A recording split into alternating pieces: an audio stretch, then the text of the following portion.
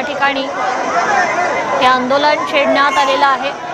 रांचीतील विद्यार्थ्यांनी खरं तर हा मोर्चा काढलेला आहे। मोठ्या प्रमाणात विद्यार्थी या ठिकाणी जमलेले आहेत। पोलिसांचा तगडा बंदोबस्त त्या ठिकाणी तैनात करण्यात आलेला आहे। पोलिसांकडून योग्य ती खबरदारी घेतली जाते। मात्र विद्यार्थ्यांचा हा आक्रोश पाहता, ही गर्दी पाहता या ठिकाणी आक्रमकता पाहायला मिळते। पेपरफुटी विरोधात खरं तर रांचीतील विद्यार्थी आक्रमक झालेले आहेत। रांचीत मोठ्या प्रमाणात विद्यार्थी एकत्र जमलेले आहेत। तणावाचं वातावरण या ठिकाणी पाहायला मिळते। पोलिसांचा देखील मोठा बंदोबस्त तैनात करण्यात आलेला आहे।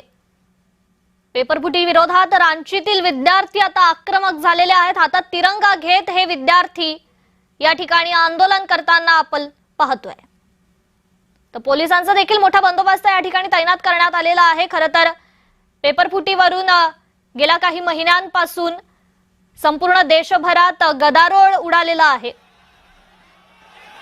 रांचीतील खरं तर ही दृश्य आपण पाहतोय। मुख्यमंत्र्यांच्या निवासस्थानी विद्यार्थ्यांनी हा थेट मोर्चा काढलेला आहे।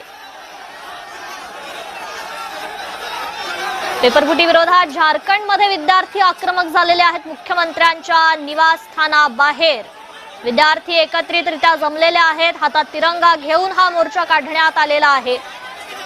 तर पोलिसांचा देखील मोठा बंदोबस्त या ठिकाणी तैनात झालेला आहे।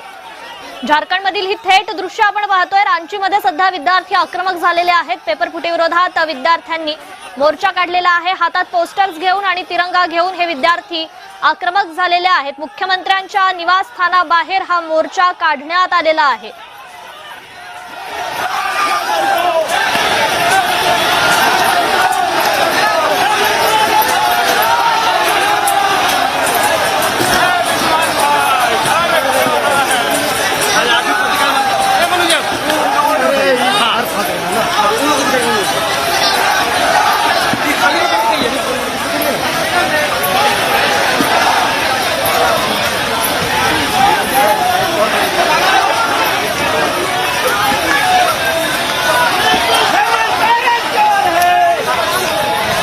रांचीतील ही थेट दृश्य, विद्यार्थी आक्रमक झालेले आहेत। पेपरफुटी विरोधात झारखंडमध्ये विद्यार्थ्यांनी हातात तिरंगा घेत हा मोर्चा काढलेला आहे। मुख्यमंत्र्यांच्या निवासस्थानाबाहेर विद्यार्थ्यांनी हा मोर्चा काढलाय। पोलिसांचा तगडा बंदोबस्त त्या ठिकाणी तैनात आहे।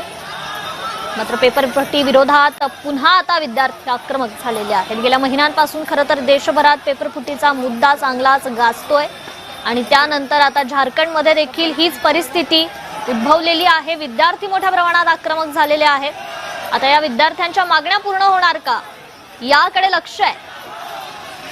तुर्तास रांचीतील ही थेट दृश्य आपण पाहतोय।